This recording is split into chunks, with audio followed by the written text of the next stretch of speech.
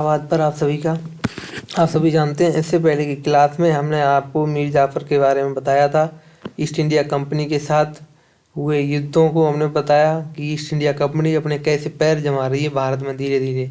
तो मीर जाफ़र के साथ उसकी ईस्ट इंडिया कंपनी की संधि हुई। इसके आगे की क्लास हम शुरू करें उससे पहले हम आपको बता दें, अगर आप हमारे चैनल पर नए हैं तो चैनल को सब्सक्राइब करना नहीं भूलें, बेल आइकन को क्लिक कर लें, जिससे आपको हमारी क्लास का लेटेस्ट नोटिफिकेशन मिलता रहेगा।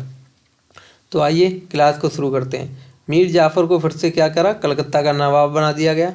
22 से 23 अक्टूबर 1764 को बक्सर का युद्ध होता है, जिसमें बिहार में गंगा किनारे ये बक्सर का युद्ध लड़ा गया। बक्सर में, बिहार में पड़ता है ये बक्सर। ये 1764 में बक्सर का पहला युद्ध लड़ा गया बिहार में गंगा किनारे, जिसमें किसके किसके युद्ध साथ हुआ।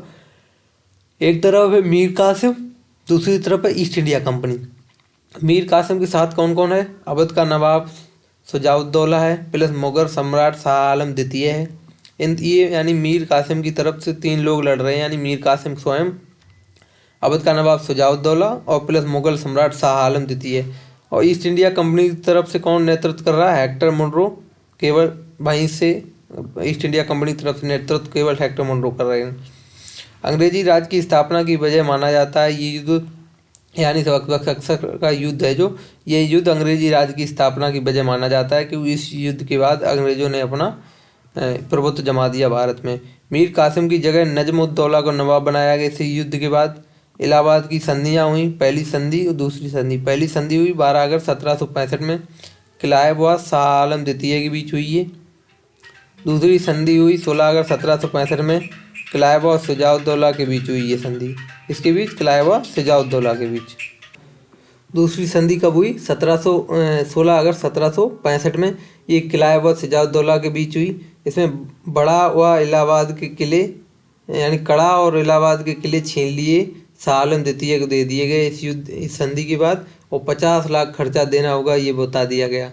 इस संधि में देखेंगे तो बंगाल, बिहार और उड़ीसा की दीवानी अंग्रेजों को मिली। यानी पहली संधि जो हुई, इस संधि में, इलाहाबाद की पहली संधि में क्या हुआ, बंगाल, बिहार और उड़ीसा की दीवानी किसे मिल गई, अंग्रेजों को।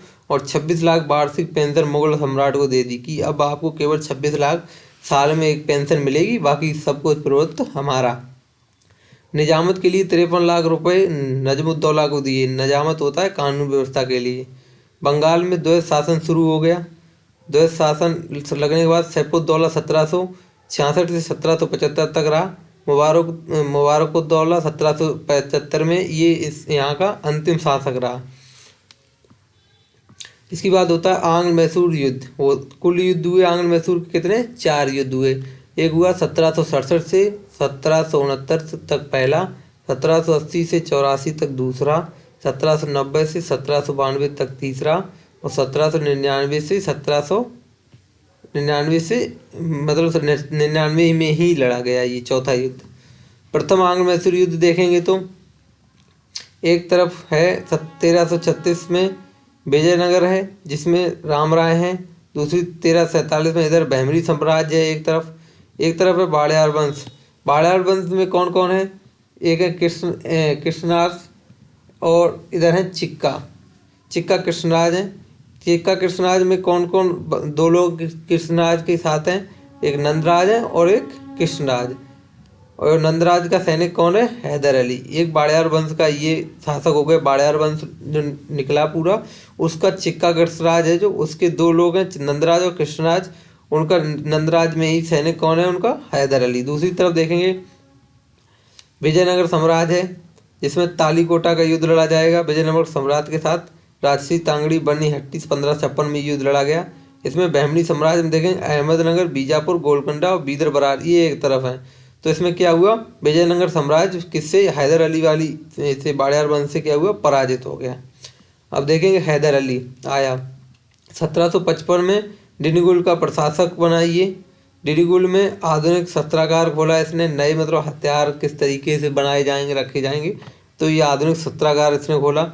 1763 में हैदर अली मैसूर का शासक बना।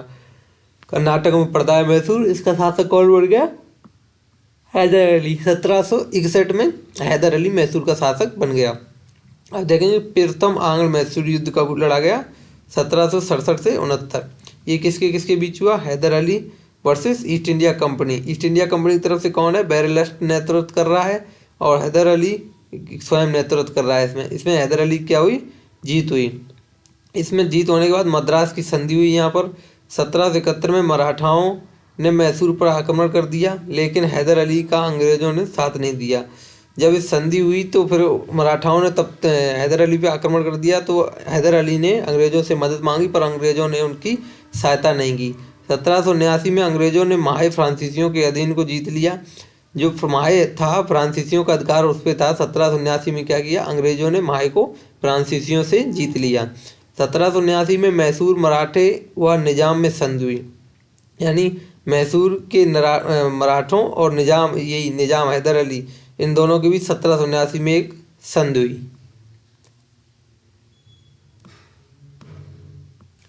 तो आज की क्लास में आप सभी ने देखा, हमने प्रथम आंग्ल मैसूर युद्ध पढ़ लिया है, फिर हम द्वितीय आंग्ल मैसूर युद्ध, तृतीय चतुर्थ आंग्ल मैसूर युद्ध पढ़ेंगे। तो आज की क्लास में इतना ही, क्योंकि कहीं मुझे जाना है, थोड़ा काम है। तो कल की क्लास को लेकर के हम आएंगे, इससे आगे की क्लास को। तो हमें आशा है आपको आज की क्लास पसंद आई होगी, और ऐसे ही हमारी क्लास को देखते रहिए। अगर आपने अभी तक चैनल को सब्सक्राइब नहीं किया तो चैनल को सब्सक्राइब कर लें, बेल आइकन को क्लिक कर लें और वीडियो को लाइक करना नहीं भूलें। ज़्यादा से ज़्यादा शेयर करें, जिससे सभी लोगों के पास इसका जानकारी पहुंच सके।